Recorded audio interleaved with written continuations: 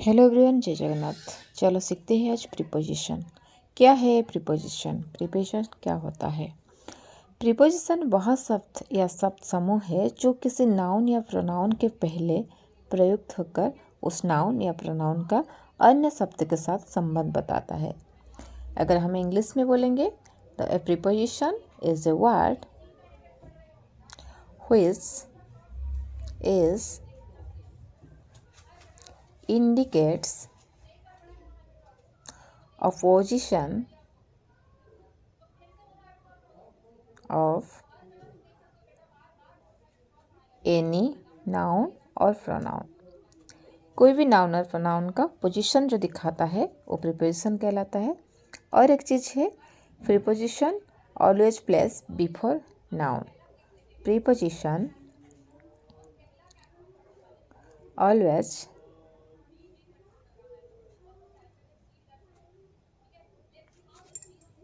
Used before noun और pronoun. ठीक है, आई होप इतना आपको समझ आया होगा। तो प्रीपोजिशन क्या है वो तो हम जान लिए, उसका डेफिनेशन भी हमको पता चल गया। अभी प्रीपोजिशन के बारे में और कुछ जानेंगे।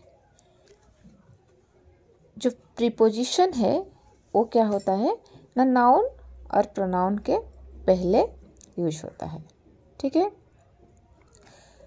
तो प्रीपोजिशन वह शब्द है, प्रीपोजिशन वह शब्द है या शब्द समूह है जो किसी नाउन और प्रोनाउन के पहले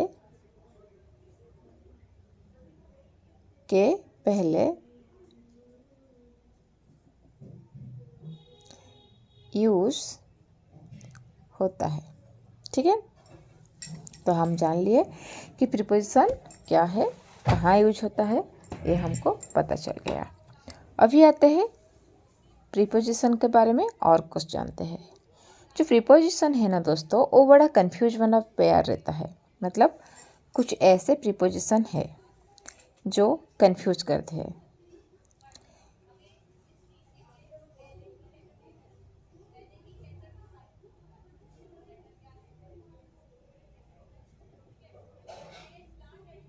ठीक है, अभी हमारा हो गया कि प्रीपोजिशन क्या है। मैं आप लोग के लिए इंग्लिश में भी डेफिनेशन लिख ली और हिंदी में भी उसका जो संज्ञा है उसको लिख ली, तो ताकि आपको अच्छे से समझ आ जाएगा। अभी कन्फ्यूजन पेयर ऑफ प्रीपोजिशन देखेंगे। हम क्या देखेंगे? कन्फ्यूजन पेयर ऑफ प्रीपोजिशन, जैसे between, among, across, through, into, before, in front, beside, besides, on, upon, in, within, at, in, for, since, only, over, by, ये सब क्या होता है ना, आपका कंफ्यूज वाला प्रीपोजिशन है। तो उसका कंफ्यूजिंग प्रीपोजिशन भी बोलते हैं। तो क्यों ऐसे बोलते हैं, चलो जानते हैं कंफ्यूजिंग प्रीपोजिशन क्यों बोलते हैं। उससे पहले मैं आपको कुछ सेंटेंस दिखा रही हूँ। देखिए, यहाँ लिखी हूँ मैं, who was he talking to, who was he talking to. ठीक है, आप देख सकते हैं ये जो टू है ना, ये टू एक प्रीपोजिशन है। क्या है? एक प्रीपोजिशन है। लेकिन ये सेंटेंस गलत हो गया। क्यों? क्योंकि प्रीपोजिशन हमेशा के लिए क्या आता है ना, नाउन या प्रोनाउन से पहले ही आता है। यहाँ ही टॉकिंग, ही आपका प्रोनाउन था और उससे पहले ना लग के उसके बाद में लगाई, इसलिए गलत हो गया। नेक्स्ट देखिए sentence, he does not have a pen to write with. With एक प्रीपोजिशन है, तो विथ आपको आखिर में लग गया, तो आखिर में नहीं आएगा, हमेशा नाउन और प्रोनाउन से पहले आएगा। इसलिए दोनों सेंटेंस आपका गलत हो गया क्योंकि प्रीपोजिशन आखिर में आया। तो कन्फ्यूजन पेयर देखेंगे प्रीपोजिशन का। कन्फ्यूजन पेयर जैसे मैं आपको अभी बताई, for, since, on, over, by, with, between, among, on, upon, ये सब क्या होता है ना, हमको बड़ा कंफ्यूज करता है क्योंकि दो वर्ड्स का मीनिंग है क्या आता है, इसको कहाँ यूज करेंगे, कैसे यूज करेंगे, इसलिए इसका नाम है कन्फ्यूजन पेयर्स ऑफ प्रीपोजिशन। तो एक एक करके सारे कन्फ्यूजन पेयर ऑफ प्रीपोजिशन को मैं समझाऊंगी। आई होप आपको वीडियो समझ में आ जाएगा। अगर वीडियो आपको अच्छा लगेगा तो वीडियो को लाइक कीजिए, दोस्त लोग के साथ शेयर कीजिए स्टेटस में, और चैनल को अगर पहली बार देख रहे हैं आप तो चैनल को सब्सक्राइब कीजिए। बिटवीन, एमंग, बिटवीन, एमंग, ये दोनों प्रीपोजिशन है। आप जानते हैं बिटवीन का मतलब के बीच में है, एमंग का मतलब भी के बीच में है, पर इसको हम यूज कैसे करेंगे? बहुत सारा सेंटेंस में हमको प्रीपोजिशन फिल करने के लिए आता है क्वेश्चन, और वहाँ अगर एक साथ बिटवीन और अमंग दोनों प्रीपोजिशन है तो हम कंफ्यूज होते हैं कि किसको लगाएंगे। आप देखिए यहाँ मैं एक सेंटेंस लिख रही हूँ जो है Shweta is sitting between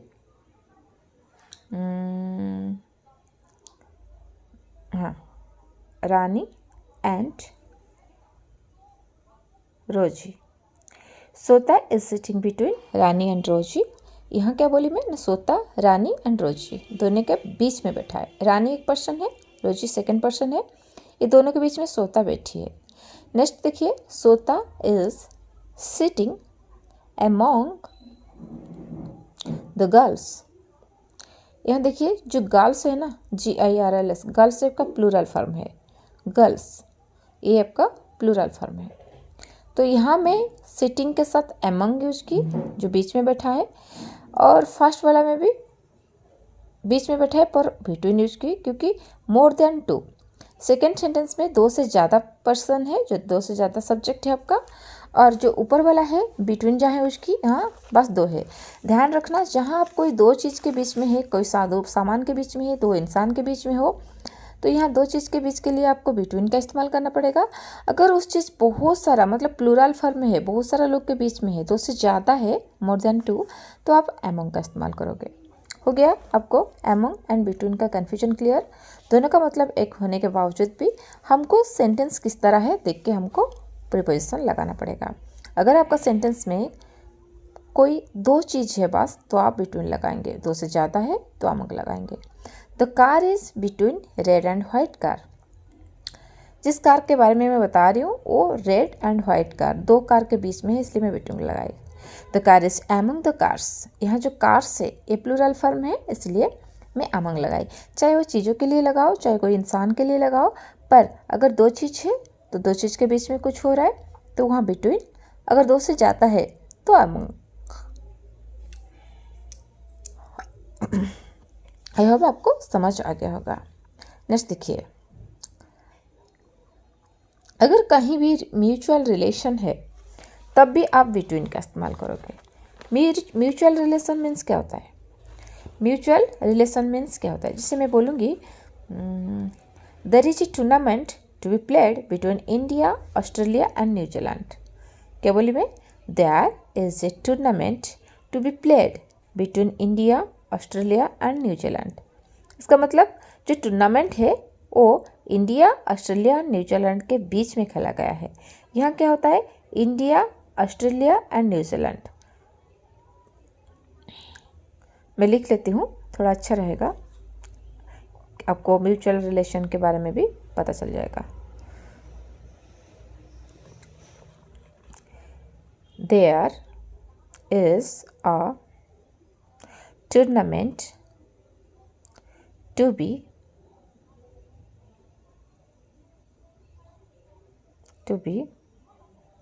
played between India. तो आप देख सकते हैं जो टूर्नामेंट खेला जा रहा है, खेला गया है, वो टूर्नामेंट ऑस्ट्रेलिया, इंडिया और न्यूजीलैंड के बीच में खेला गया है। तो ऑस्ट्रेलिया, न्यूजीलैंड और आपका इंडिया, ये तीनों क्या है? आपका 3 कंट्री का नाम है, 3 कंट्री का नाम है। तो 3 कंट्री का नाम है, इसलिए एक दूसरे के साथ म्यूचुअल रिलेशन में है। मतलब इंडिया भी खेल रही है, ऑस्ट्रेलिया भी खेल रही है और न्यूजीलैंड भी खेल रहे हैं, इसलिए 3 कंट्री का म्यूचुअल के लिए आपको यहाँ 2 से ज़्यादा तो है, पर आप अमंग ना लगा के बिटवीन लगाओगे। क्यों? जहाँ आपको म्यूचुअल रिलेशन मिलेगा आप वहाँ बिटवीन का इस्तेमाल करोगे। जैसे कि मैं बोलूँगी there is an alliance between the 3 European nation. That means जो 3 यूरोपियन नेशन, 2 से तो ज़्यादा है, पर यूरोपियन नेशन एक दूसरे के साथ क्या होता है? म्यूचुअल रिलेशन में है। ठीक है, एक पॉइंट को याद रखो, बिटवीन के बाद बिटवीन के बाद हमेशा ऑब्जेक्टिव केस, बिटवीन के बाद हमेशा ऑब्जेक्टिव केस का प्रयोग होता है। ऑब्जेक्टिव केस का प्रयोग होता है। आपका मन में हो सकता है ऐसे सवाल आ रहा होगा कि जो ऑब्जेक्टिव केस है क्या होता है ऑब्जेक्टिव केस। चलो इसको भी मैं आपको थोड़ा अच्छे से समझा देती हूँ। सब्जेक्टिव केस, ऑब्जेक्टिव केस क्या होता है, देखिए ही एंड आई, इधर मैं लिखी हूँ ही एंड आई भी लिखी हूँ, तो ए ही एंड आई होता है सब्जेक्टिव केस। आपको बताए जो सब्जेक्ट है उसका ऑब्जेक्टिव केस क्या होता है, हिम एंड हीज होता है, ही का ऑब्जेक्टिव केस, और आई का ऑब्जेक्टिव होता है me and mine. He, she, it, they, you, I, ये सब क्या होता है सब्जेक्टिव केस में होता है। Me, mine, his, her, they are, our, ये सारे ऑब्जेक्टिव केस होता है। ठीक है, ऐसा समझ आपको सब्जेक्टिव और ऑब्जेक्टिव क्या है, थोड़ा अच्छे से और समझ लेते हैं। ठीक है, चलो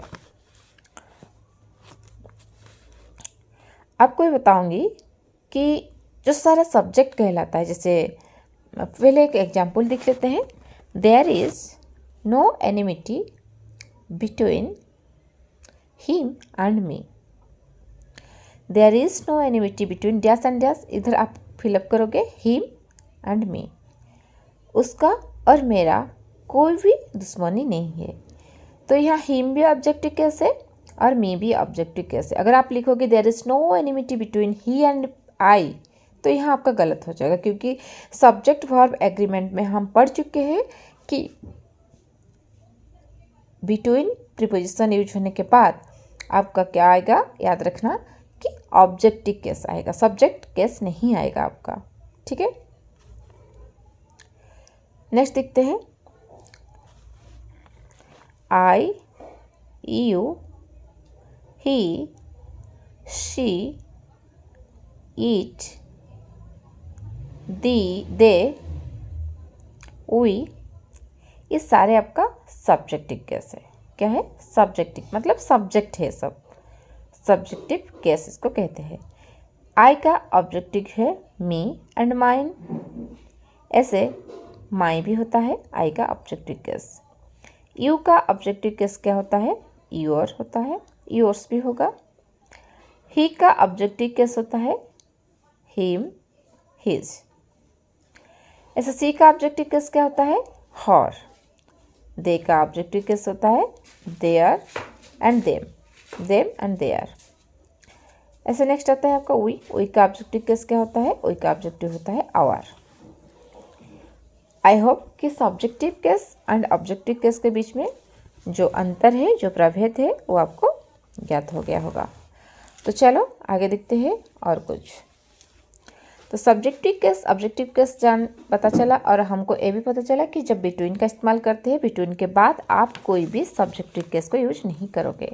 अगर आपको क्वेश्चन आया है तो आप हमेशा क्या करोगे, अगर आप देखोगे आपको बिटवीन है आपका सेंटेंस में, तो लास्ट को आपको सब्जेक्टिव ना बना के ऑब्जेक्टिव केस को ही डालना पड़ेगा।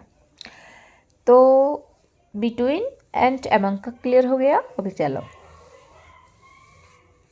अक्रॉस एंड थ्रो, ये दोनों के बीच में क्या सिमिलरिटी है, क्या डिफरेंस है और कैसे यूज होता है, ये सारे जानेंगे। Across and throw. अक्रॉस का मतलब होता है एक तरफ से दूसरी तरफ, जैसे कोई रोड का एक तरफ से दूसरी तरफ है, एक ब्रिज का भी एक तरफ से दूसरी तरफ है, तो इस चीज़ के लिए आप यूज करोगे अक्रॉस। देखो एक रोड है एक तरफ से दूसरी तरफ। लेकिन थ्रो का मतलब होता है के जरिया, एक तरफ से दूसरी तरफ होता है पर एक फ्लैट सरफेस ना होके, ऐसे देखो जैसे मैं सिलेंडर टाइप का बनाई हूँ, यहाँ अंदर से घुसा और उधर से निकला, मतलब गुजर कर। दैट मीन्स थ्रो मीन्स गुजर कर, एंड अक्रॉस मीन्स एक तरफ से दूसरी तरफ। अगर आप रास्ता में एक तरफ से दूसरी तरफ जा रहे हो, रोड में, और रिवर में जा रहे हो एक तरफ से दूसरी तरफ, ब्रिज में जा रहे हो, तब आप इस्तेमाल करोगे अक्रॉस। ऐसे अगर आप किसी को मैसेज दे रहे हो तो आप थ्रो का यूज करोगे। जैसे देखो, अ ट्री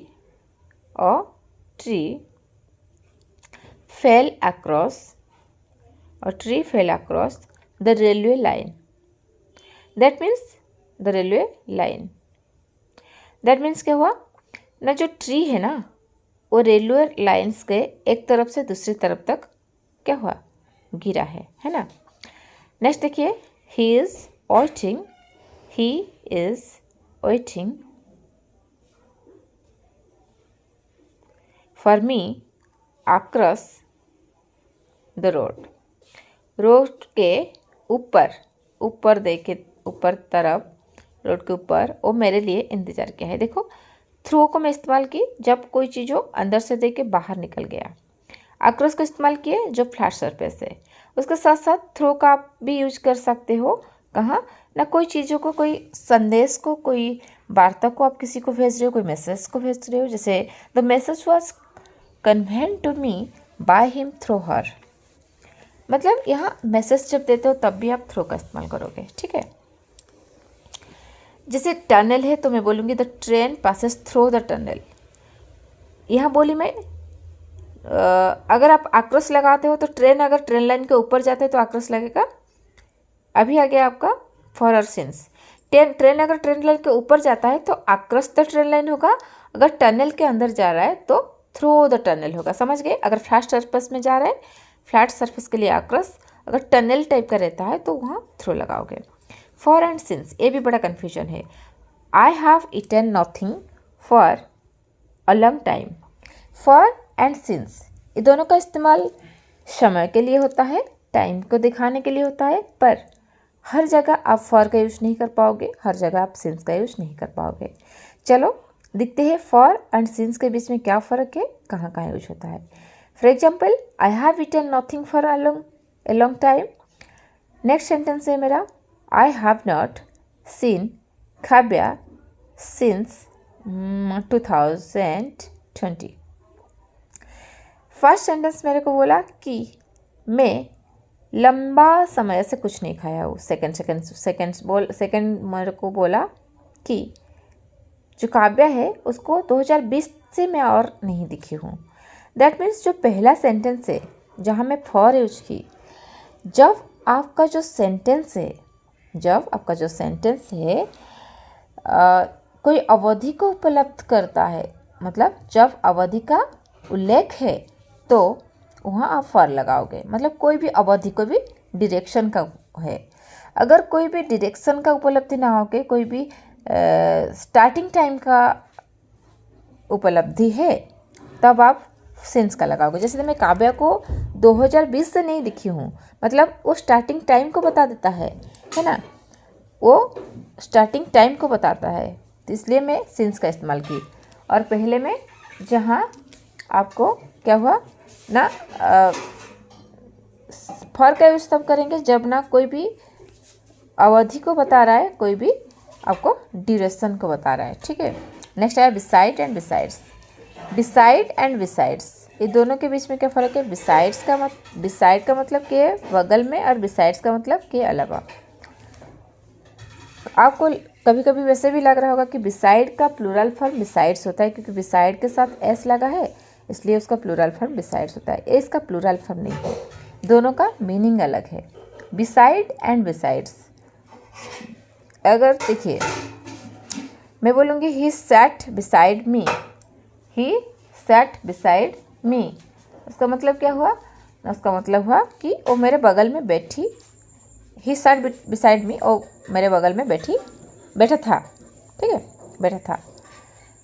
लेकिन जब बिसाइड्स का यूज़ करते हैं तो के अलावा जब हमको यूज़ करना है हिंदी में तो वहाँ हम बिसाइड्स का इस्तेमाल करेंगे। जैसे मैं बोलूँगी बिसाइड्स, एक second,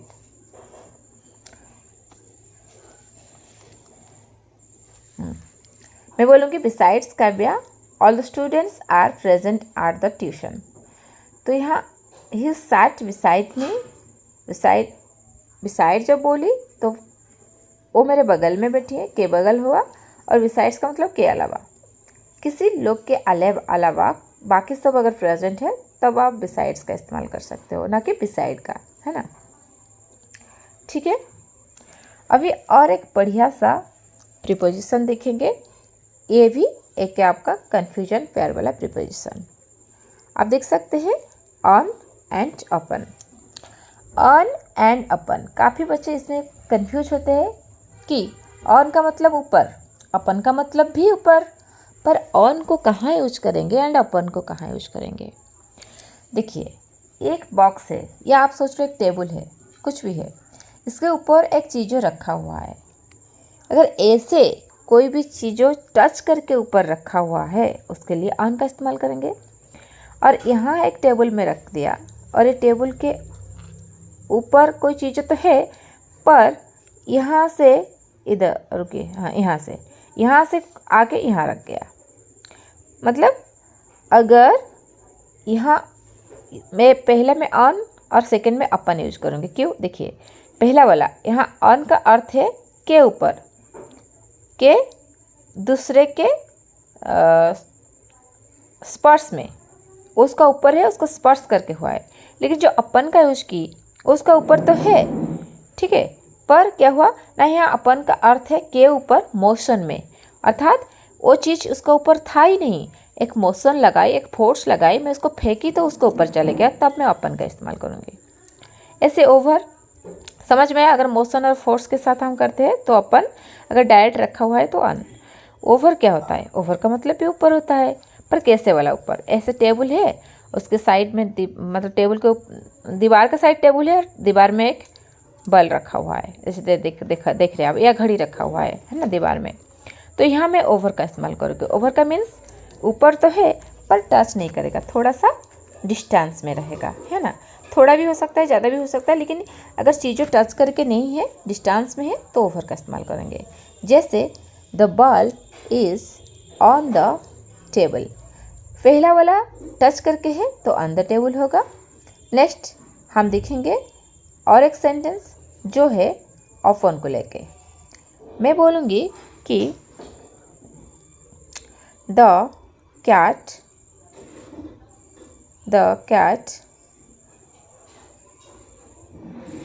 jumped,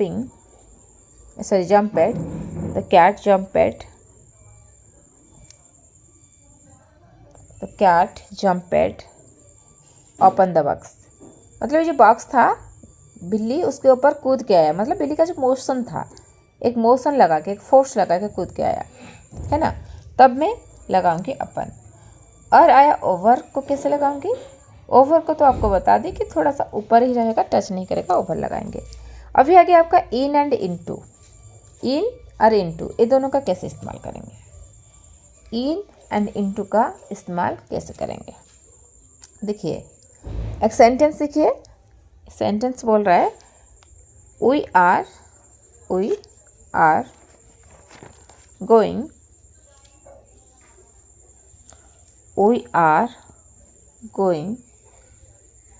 into the classroom। और एक सेंटेंस में लिख रही हूँ I am sitting in the classroom। पहला सेंटेंस बोला कि हम क्लासरूम के अंदर जा रहे हैं और सेकंड सेंटेंस बोला कि मैं क्लासरूम के अंदर हूँ। दोनों का मतलब तो अंदर है, पर फर्स्ट सेंटेंस में इनटू का इस्तेमाल और सेकंड सेंटेंस में इन का इस्तेमाल क्यों हुआ? इनटू का मतलब है कोई चीज़ अगर अंदर मोशन से जा रही है, जैसे मैं क्लासरूम जा रही हूँ तो मेरा पैर से मैं चल के जा रही हूँ, पैदल से जा रही हूँ, तो यहाँ एक मोशन क्रिएट हुआ तो इनटू लगा।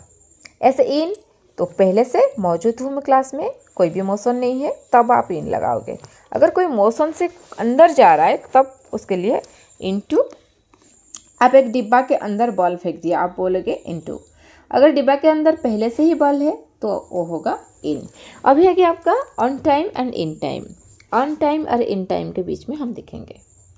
ऑन टाइम का मतलब होता है समय पर, इन टाइम का होता है मतलब समय से।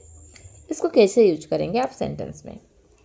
देखिए अगर आपको कुछ सेंटेंस ऐसे मिल रहा है, जो चीज़ कोई भी चीज़, जैसे we reach the exam centre in time, that means ठीक समय में, समय पर नहीं, समय से मैं जाके एग्ज़ाम सेंटर में पहुंच गई। तो एग्जामिनेशन स्टार्ट ऑन टाइम। अगर मैं बोलूँगी तो एग्जामिनेशन स्टार्ट ऑन टाइम, इसका मतलब क्या है ना, जो एग्ज़ाम है वो ऑन टाइम में हुआ, मतलब समय पर हुआ। एग्ज़ाम जैसे देखो 10 बजे एग्ज़ाम था, आपको 10 बजे ही एग्ज़ाम हुआ, या 9 बजे एग्ज़ाम था, आपको 9 बजे ही एग्ज़ाम हुआ।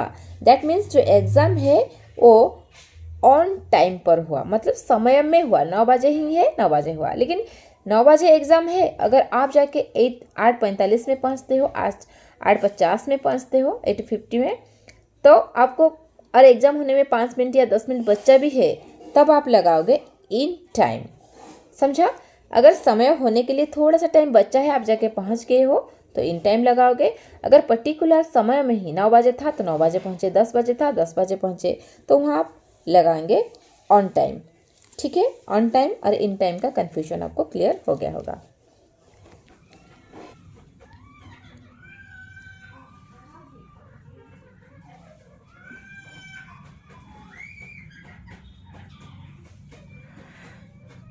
बिफोर, ठीक है? फिर आपका in front of. Before and in front of, ये दोनों के बीच में क्या फ़र्क है, क्या सिमिलरिटी है, कैसे यूज होता है, ये सारी चीज़ को जानेंगे। ये भी एक कन्फ्यूजन वाला प्रीपोजिशन है। बिफोर का मतलब होता है कि पहले, एंड इन फ्रंट ऑफ का मतलब होता है क्या ना, के सामने। पहले, ये भी पहले है, लेकिन एक प्लेस के लिए यूज होता है और एक टाइम के लिए। For example, I come before you, I came before you, मैं आपसे पहले आ गई थी। और इन फ्रंट का अगर एग्जाम्पल लेते हैं, don't park your car, don't park your car in front of my gate, मेरे गेट के सामने अपना कार को पार्क मत करो। ठीक है? इन फ्रंट ऑफ हमेशा प्लेस के लिए लगता है, एंड बिफोर टाइम के लिए लगता है। दोनों के मतलब ही पहले होता है। अगर कोई समय के बारे में बोल रहा है और पहले का इस्तेमाल कर रहे हैं तो आप बिफोर का यूज़ कर सकते हैं, और कोई जाका के बारे में बोल रहा है, पहले या सामने के बारे में बोल रहा है, तब आप इन फ्रंट का यूज कर सकते हो। बिफोर इन फ्रंट के बाद आपका और एक कन्फ्यूजन वाला प्रीपोजिशन है, जो है आपका आट इन। आट और इन दोनों का मतलब अंदर होना, और दोनों प्लेस के लिए ही यूज होता है। पर हम देखेंगे यहाँ कि जो आट और इन दोनों प्लेस के लिए तो यूज होता है, कहाँ और कब यूज होता है। देखिए, मैं बोलूँगी कि आर्ट को आप हमेशा स्मॉल प्लेस के लिए यूज करोगे। जैसे छोटा सा जगह के बारे में बता रहे तो ऑलवेज यूज एट। अगर कोई बड़ा सा जगह के लिए आप बता रहे, बिग प्लेस के लिए, कोई बड़ा सा जगह को मेंशन कर रही हो, कोई बड़ा सा जगह को बोल रही हो, तब आपको इन का इस्तेमाल करेगा। दोनों का मतलब एक है, दोनों जगह के लिए यूज होता है, प्लेस के लिए यूज होता है। For example, I live at Umarkot in Nabarangpur. I live at Umarkot in Nabarangpur. मैं उमरकोट में रहती हूँ, जो नवरंगपुर डिस्ट्रिक्ट में है। तो उमरकोट एक छोटा सा जगह है और नवरंगपुर एक बड़ा सा डिस्ट्रिक्ट है ना। I live at Makdi, I live at Makdi in Kondagaon. Kondagaon जो जिला है वो बहुत बड़ा सा है, बड़ा जिला रहता है, जिला का जो एरिया है बहुत बड़ा है, पर माकड़ी एक छोटा सा एरिया है। तब मैं एट का इस्तेमाल की। जब आप कोई स्मॉल प्लेस के बारे में बोलते हो, या आपको क्वेश्चन में कोई छोटा सा जगह के बारे में बताता है, वहाँ एट का इस्तेमाल कीजिए। अगर एक बड़ा सा जगह मिलता है तो इन का इस्तेमाल करिए। जैसे आई live at a small town, I live at a small town, I live in a big town, ऐसे आप इस्तेमाल कर सकते हैं। Is that clear? I hope आपको समझ आ रहा होगा। तो और कुछ चीज़ बताएंगे जो एट और इन बस स्मॉल और बिगेस्ट प्लेस के लिए नहीं, दूसरा जगह में भी यूज होता है। जैसे देखो, एक मैं बैंक बना दी हूँ, एक बैंक है, ये द्वार है, यहाँ मैं खड़ी हूँ द्वार के सामने। फिर और एक पिक्चर देखिए, यहाँ भी एक बैंक है और इस साइड में डोर है और अंदर बहुत एम्प्लॉय काम करते हैं और एम्प्लॉय के सामने मैं अंदर ही खड़ी हूँ और कुछ काम कर रही हूँ। तो जब मैं अंदर रही हूँ, खड़ी हूँ, काम कर रही हूँ, मैं बोलूँगी I M in bank, I am in bank. अगर मैं बाहर हूँ, बैंक के पूरा एकदम सामने डोर में भी हूँ, तब भी मैं इन नहीं लगाऊंगी, मैं बोलूँगी I am at bank. At मतलब कोई चीज़ों का, कोई जगह का जहाँ आपका काम है वहीं के आसपास अगर आप हो तो एट लगाओगे। अगर एकदम अंदर हो और काम कर रहे हो तो आप इन का इस्तेमाल करोगे। तो एट और इन याद रहा होगा, आपको याद हो गया होगा कि प्लेस के लिए लगता है और कहाँ कहाँ लगता है, कैसे यूज होता है। आई होप यहाँ तक आपको क्लियर हो गया होगा। अगर वीडियो आपको अच्छा लग रहा है, वीडियो को ज़रूर लाइक कीजिए। आपका जो सजेशन है, कम्प्लीमेंट है या कॉम्प्लेन है, कुछ भी है, आप कमेंट में दीजिए। मैं लेकर आ रही हूँ आपको लिए और एक पेयर ऑफ कन्फ्यूजन प्रीपोजिशन। उससे पहले आपको मैं बताऊंगी जो समय, टाइम, आपको पता है कि समय के साथ कैसा प्रीपोजिशन यूज होता है।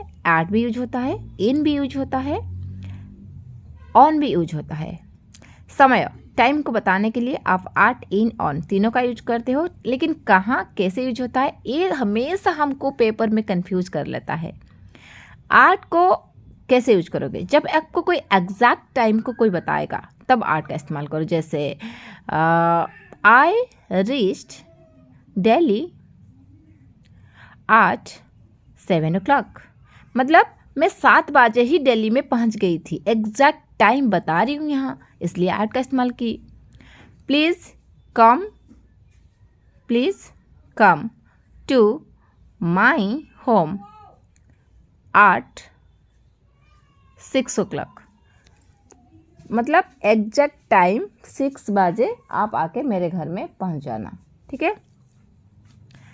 एट इवनिंग, एट मॉर्निंग ऐसे यूज होता है। एट को तब यूज करोगे जब कोई एग्जैक्ट टाइम को आप बता रहे हो, तो एग्जैक्ट पर्टिकुलर टाइम के लिए आपको एट का इस्तेमाल करना पड़ेगा। नेक्स्ट आ गया आपका इन। इन का इस्तेमाल कैसे करोगे और कहाँ। इन को आप मंथ के साथ यूज करोगे। इन को आप जैसे इन जनवरी, इन फरवरी, इन मार्च, इन अप्रैल, जब कोई मंथ है, मंथ से पहले आपको इन वाला प्रीपोजिशन यूज करना पड़ेगा। उसके साथ साथ ईयर के साथ भी इन का इस्तेमाल होता है। जैसे इन 2005, इन 2006, लाइक दिस। इन को याद रखना, हमेशा बड़ा टाइम ड्यूरेशन के लिए यूज करोगे। जैसे मंथ एंड ईयर, मंथ 30 दिन का होता है, ईयर 365 दिन का होता है। लॉन्ग टाइम के लिए आप यूज करोगे इन। ऐसे शॉर्ट टाइम के लिए आपको यूज करना पड़ेगा ऑन। जैसे ऑन शॉर्ट टाइम के लिए यूज होता है। शॉर्ट टाइम मतलब डे एंड डेट। डे और डेट एक छोटा छोटा समय होता है, उसके लिए ऑन का इस्तेमाल करेंगे, और बड़ा समय के लिए इन, और एग्जैक्ट टाइम के लिए एट। और on Monday, on Tuesday, on Wednesday, या डेट में भी जो अगर बताऊंगी, on 15 August, on 16 August, on 16 नवंबर, ऐसे मैं बोल सकती हूँ, ठीक है। आई होप वीडियो आपको अच्छा लगा होगा, और जो मैं समझाने की कोशिश की, ये सारे आपको याद भी हो गया होगा। Thank you so much for watching this video, and video को लाइक कीजिए।